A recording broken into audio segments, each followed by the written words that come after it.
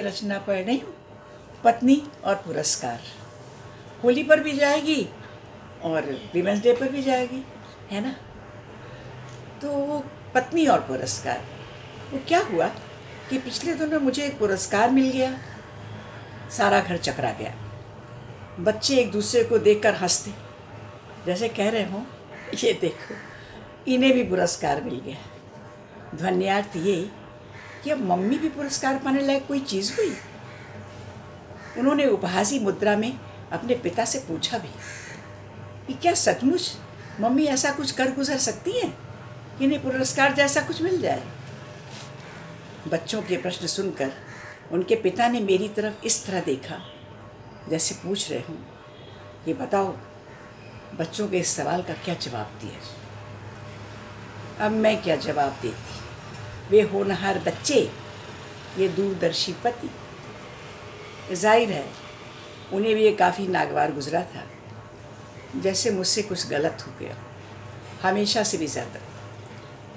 वे और ज़्यादा रोब मारने लगे, नुक्स निकालने लगे। शायद ये उनका अपना तरीका था मुझे सही रास्ते पर चलाने का। उनका अंदेशा था कि पुरस्कार वजह की वजह से उनकी पत्नी राह को राह जा सकती। अब तक लिखने तक बर्दाश्त किया, यही क्या कम था, बल्कि ये भी उनका बड़प्पन था।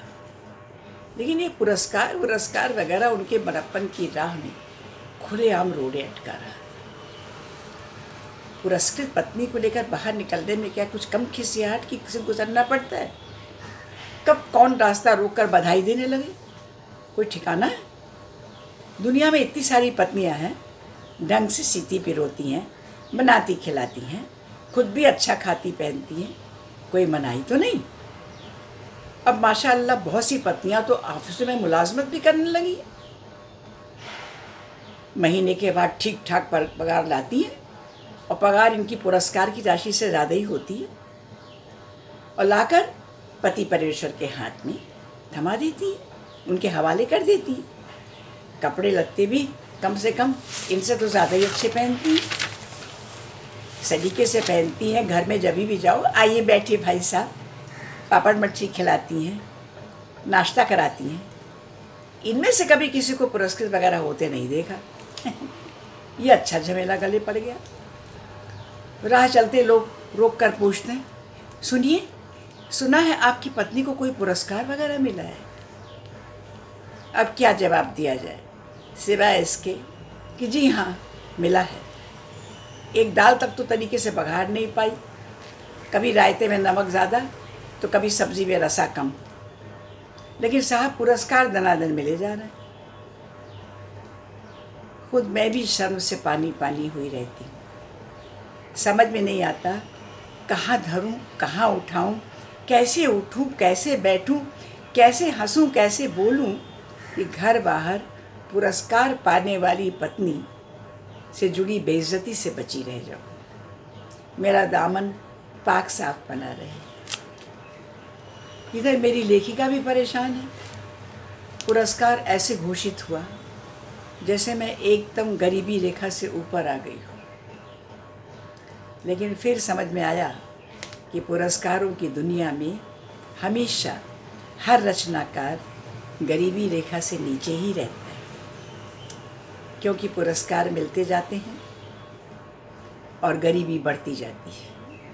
वो हमेशा दूसरे ज़्यादा बड़े पुरस्कार पाने वालों की खींची हुई लाइन से नीचे ही रहता है। चारों तरफ पुरस्कारों की दुनिया में कंगाली की है तो वह मुझे मुझे मुझे। पुरस्कार मिलते जाते हैं, कंगाली बढ़ती जाती है। पहले मैं बड़ी चतुराई बरतती थी। हर बार जब अलग अलग प्रांतों प्रदेशों की अकादमियों के पुरस्कारों और पुरस्कृतों की लिस्ट छपती तो मैं चुप रह जाती। फला को भला पुरस्कार क्यों मिला और मुझे क्यों नहीं मिला, ऐसे बेतुके सवाल मैं कभी नहीं पूछती। ना हाय तौबा मचाकर क्रोध कुंठा प्रकट करती। इससे लोग ये समझते कि इन्हें तो ये सारे पुरस्कार पिछले या उसके पिछले वर्षों में मिल ही गए होंगे। दूसरे, मैं खुद को कह के समझाती कि मैं इन पुरस्कारों से ऊपर की चीज़ हूँ। अरे आजकल पुरस्कारों का क्या है, जिस पृष्ठ पर पुरस्कृतों की लिस्ट छपी होती है उसी पृष्ठ पर आतंकवादियों और लापताओं की सूची भी छपी होती है। तो उस सूची में तो लॉस्ट एंड फाउंड या भूल सुधार की गुंजाइश भी रहती है, लेकिन पुरस्कारों वाली दुनिया में मेरा नाम जोड़ने की भूल आज तक कभी नहीं हुई थी।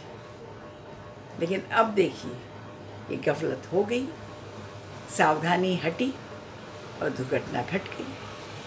मुझे पुरस्कार मिल गया और पति से लेकर सारे घर को समझ में नहीं आ रहा है इस बवाल से कैसे निपटा जाए, और मैं चाहते हुए भी उनकी कोई मदद नहीं कर पा रही।